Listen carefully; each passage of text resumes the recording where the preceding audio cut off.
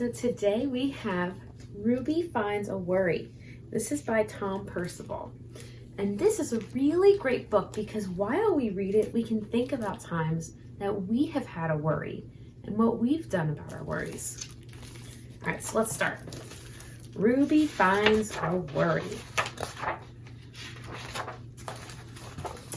Ruby loved being Ruby. She loved to swing up high, and she loved to explore wild, faraway places. Sometimes she even went all the way to the very bottom of the garden. Ruby was perfectly happy until one day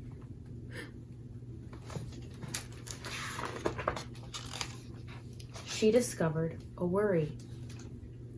It wasn't a very big worry, just a little guy here.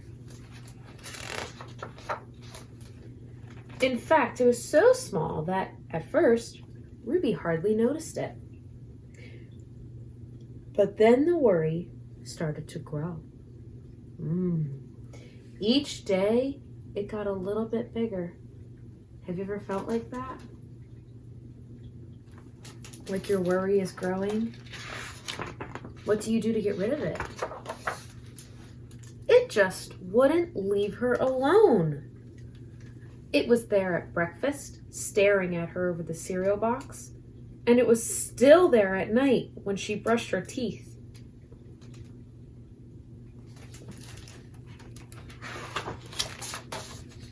The funny thing was that no one else could see Ruby's worry, not even her teacher. So Ruby pretended that she couldn't see it either. Have you ever hid a worry? It's hard to do, isn't it? She tried to carry on as if everything was normal, but it just wasn't. The worry was always there, stopping her from doing the things that she loved. Poor Ruby. What's she gonna do? Ruby wondered if the worry would ever go away. What if it didn't? What if it stayed with her forever? Ruby didn't realize it, but she was doing the worst thing you can ever do with a worry. Do you know what that is? She was worrying about it. Oh my goodness, she was worrying about her worry.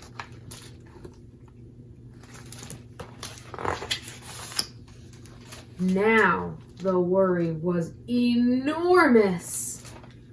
It could barely fit in the kitchen at dinner time. It filled up half the school bus.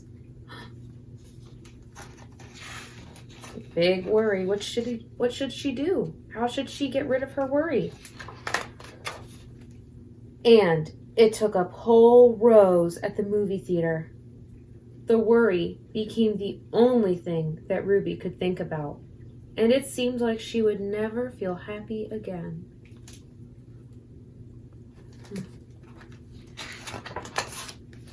Then one day, something unexpected happened. Ruby noticed a boy sitting alone at the park. He looked how she felt, sad. And then she noticed something else. Something hovering next to him. Could it be a worry? It was! Ruby realized that she wasn't the only person with a worry after all. Other people had them too. She asked the boy what was on his mind, and as he told her, the strangest thing happened.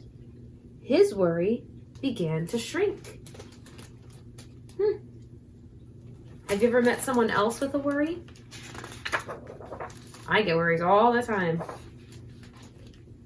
Then Ruby did the best thing you can ever do if you have a worry. She talked about it. As the words tumbled out, Ruby's worry began to shrink until it was barely there at all. Soon, both of their worries were gone. That's what happens when you talk about what you're worried about. It goes away. Finally, Ruby felt like herself again. Of course, that wasn't the last time she ever had a worry. Everyone gets them from time to time.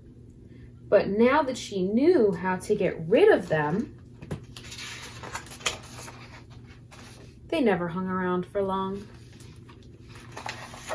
The end. That was Ruby Finds a Worry by Tom Percival. So think about a time where you've had a worry. What did you do to get rid of it? Did you get rid of it? Have you ever talked to a grown-up or a friend or a sibling or even a pet about your worries? So that was Ruby Finds a Worry, and I hope you loved it as much as I did. See you next time.